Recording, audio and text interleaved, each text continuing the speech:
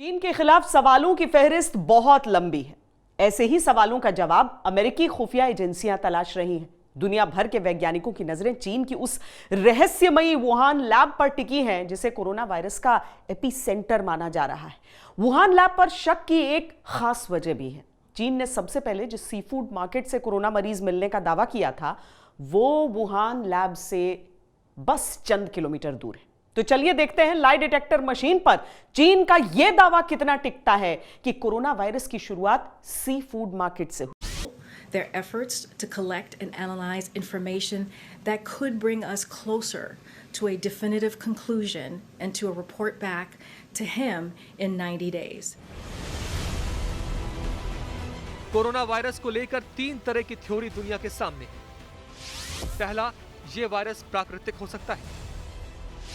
दूसरा, ये वायरस चीन की लैब से निर्मित हो सकता है। तीसरा, चीन ने इसे जानबूझकर जैविक हथियारों के रूप में विकसित किया है। चीन ने दावा किया है कि कोविड-19 वायरस प्राकृतिक है और चमगादड़ से किसी जानवर में फिर उससे इंसान तक पहुंचा।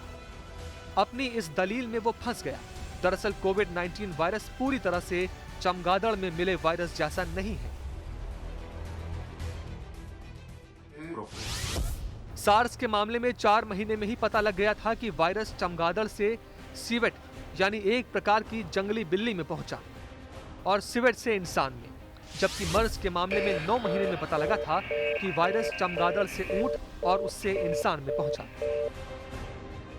लोग बोल रहे हैं कि ये चमगादड़ से किसी प्राणी में आके फिर मतलब मार्केट से फिर ह्यूमंस में आ गया, लेकिन इसका भी कोई हमारे पास सबूत नहीं है। किसी भी प्राणी में सार्स कोरोना वायरस 2 जैसा वायरस नहीं मिला है और ये जो वायरस है वो पूरी तरह से ह्यूमंस को इन्फेक्ट करने के लिए बिल्कुल तैयार होके बाहर आ गया था, ऐसा उसका स्ट्रक्चर है। तो इसके वजह से मतलब ये बात मतलब ये इंडिकेशन मिल रहा है कि ये लैब से निकल सकता है। कोरोना वायरस की उत्पत्ति को लेकर हाल ही में ये चर्चा तब शुरू हुई जब द वॉल स्ट्रीट जर्नल की एक रिपोर्ट प्रकाश में आई।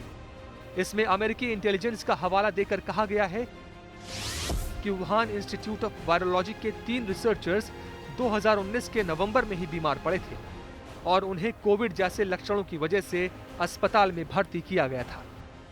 ये जानकारी इसलिए भी अहम है क्योंकि चीन ने 8 दिसंबर 2019 को बताया था कि उसके यहाँ निमोनिया के संदिग्ध मरीज मिले हैं। इस रिपोर्ट के सामने आने के बाद US national institute of allergy and infections disease के डायरेक्टर डॉक्टर एंथनी फाउची ने भी अपना रुख बदलते हुए चीन पर सवाल खड़े किए और यहाँ तक कहा कि वो इस बात को लेकर आश्वस्त नहीं है कि कोविड की उत्पत्ति प्राकृतिक है।